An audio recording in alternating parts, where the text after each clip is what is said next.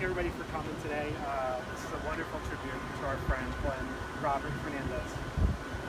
Before I start, I want to thank a few people. Steve Holmes was just here, Mary and Faye, Josh, Barry, Faith, Jeff, Carolyn, and the entire facilities team.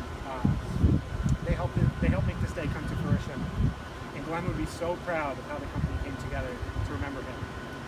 To be perfectly honest, I think he probably wanted to smack a few of us for putting so much effort into honoring him. A lot of you know he was not one for the spotlight, and the overwhelming amount of support has been just great. In his words, he would wonder what all the fuss was about. I also want to welcome his family, his pride and joy, Stephen, of whom Glenn was so proud. We're also joined by his brothers, Alan and Paul, and his mom, Marie. Some of you may know that the Fernandez family also suffered another loss after Glenn. His brother George passed away very unexpectedly right after Glenn. For that, we offer our condolences to you guys as well. It's been a tough year.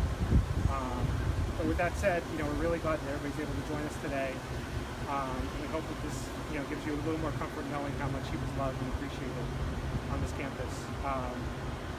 This may have been his place to work, but Glenn loved this courtyard. We spent a lot of time out here. It seems like just yesterday we were getting a burger, sitting out here talking about life, just having a good time.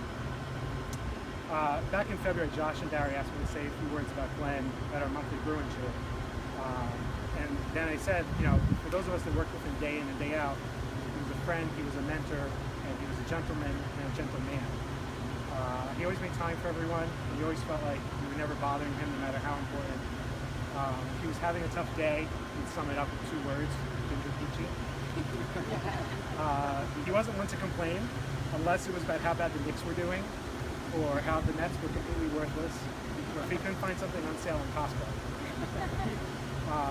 He's trying to come up with a list of things that I think of when I think of him. It's hard because there's so many. He never gave himself credit for this, but he was incredibly funny. He was dry. He just made so many people feel so immediately comfortable when they were around him. I mentioned a few minutes ago that he was never one for the spotlight, but I never wanted credit for anything. So today would have been something that would have completely humbled him.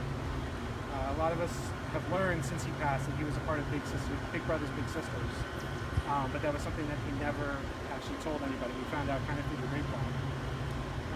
He truly did things selflessly. He never wanted a simple thanks because he felt like anything he was doing was just nothing out of the ordinary. He was humble. He was somebody that still opened the door for women and always held the door, even if you were 5 or 10 paces behind. He would wait for you and just ask you how your day was going. And he was a real gentleman. And when I think of him, I think of firm handshakes and a warm smile. I think of what a former colleague called kind eyes. He was very peaceful. His furrowed brow that would appear when he was staring at his computer, unsure of what he was doing. Walking into his office and knowing that something was on his mind, and he had 3 key words. He'd say, "Close the door." And you knew that you were about to get a mouthful of something, some kind of energy. For me personally, generous gifts to my kids that were always signed "Love, Uncle Glenn." Speaking to me in Italian, even though he knew I didn't understand it. I actually had to learn a few key phrases just to try to answer him so I didn't feel so silly. And I mentioned this back in February, but what I call the complete and utter, over-the-top, ridiculous analysis of Game of Thrones and Downton Abbey. This guy was a hardcore fan. Did sometimes contemplate the meaning of the scene. It was 30 seconds long. What people were wearing, what he said, whatever it was. He was totally into it. In-depth discussions about our favorite beers like Easton's Old Peculiar, Innocent Gun, and how there was no better wine than a Malbec. Continually praising his son and never letting a day go by without telling me and so many of us how proud he was of you. It's mine. He was also somebody that didn't just say "how are you" as a gesture. He truly meant it, and he wanted to make sure everything was good. He really truly cared about people. Another one for me personally, being thrilled that my wife and I were expecting it and really hoping that I'd get a girl. And I did. So he would have been happy with that. And most importantly, aside from my family, for me, he was my biggest supporter and cheerleader. It's hard at work. You don't always find somebody you feel like truly has your back. And for me, Glenn was that person. I miss the sound of his voice and his presence, and he was such a part of my life inside and out of work. When I go home, I look around, and I was given wildflowers that I planted in his honor. And it just reminds me of how lucky I was, and we all were, to have him, even if it was just for a short period of time. He was what I call my work dad. I'm extremely close with my own dad, but like him, Glenn supported me and always had my back and supported me 1,000%. And I'll never forget that. After he died, Steve had heard a song by Leonard Skinner called Sympathy. It came on the radio. He told me about it, and I purposely couldn't look it up because I didn't want to know the lyrics. I didn't want to get choked up. But in March, I heard it twice in a day, and I was struck by the lyrics. It's written by his son, written to his son, and contains a lot of advice that are similar to things that Glenn would tell me and Steve, and I'm sure just about anybody. Things like, don't live too fast, troubles will come and they will pass, follow your heart, love and understand, and most importantly, listen to what I say. Now Glenn would spin it a little bit. He would tell me to listen to him because he was such an old man. And he'd say, just listen to me, I know what I'm talking about, I'm old.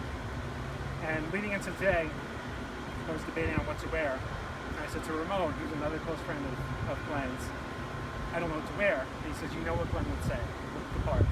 Put on your tie, look the part. So today we're here to dedicate this bench and this tree to his memory in order to preserve his legacy on this campus. The tree was donated from Recording Landscape, and the bench was purchased with donations from pretty much everybody here. On the back rest is a plaque that reads, loving memory of Glenn Robert Fernandez, 1951 to 2016. A friend to all, a mentor to many, and a definition of a true gentleman. Thank you all for coming. I'm going to pass it to Steve for some final remarks.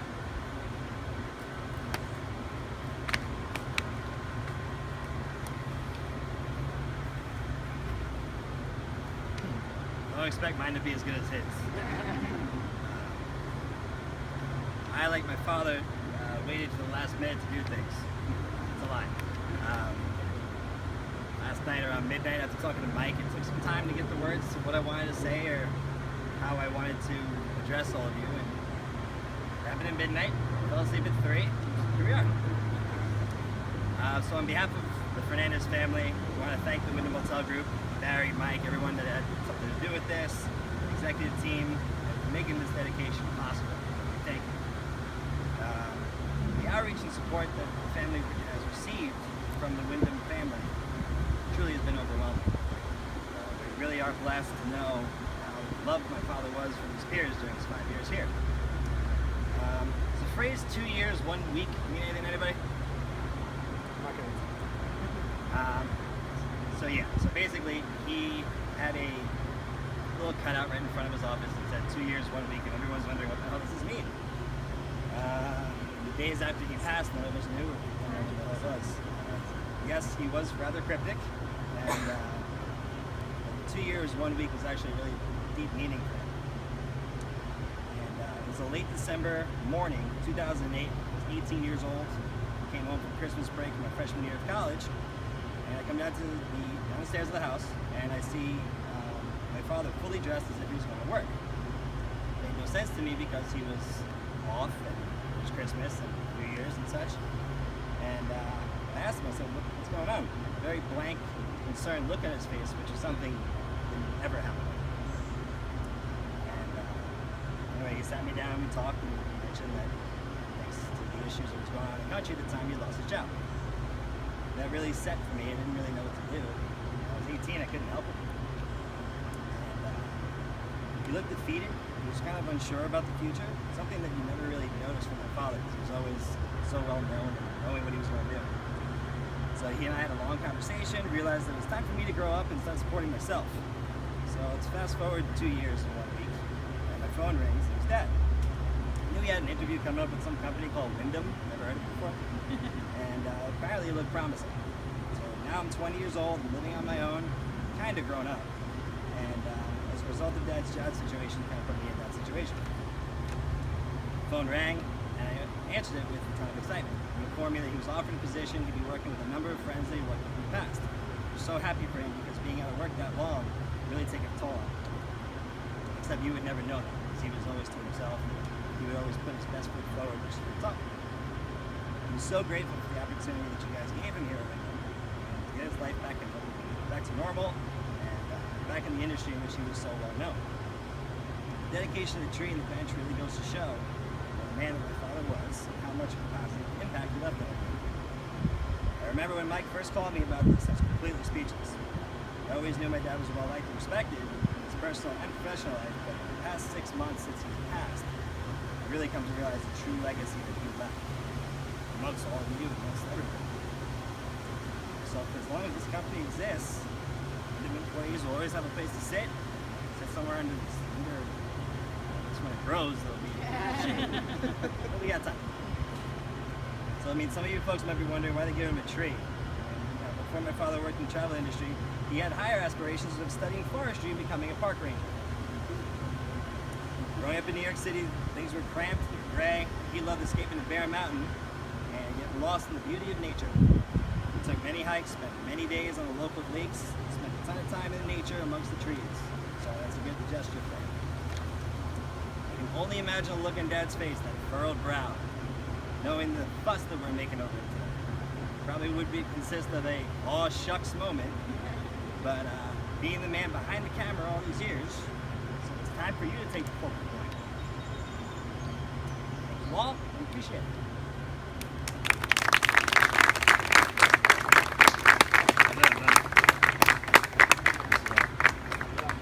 Feel free to mingle. If anybody has anything to say, you're more than welcome to the chair. Outstanding job. Very nice. Thank you.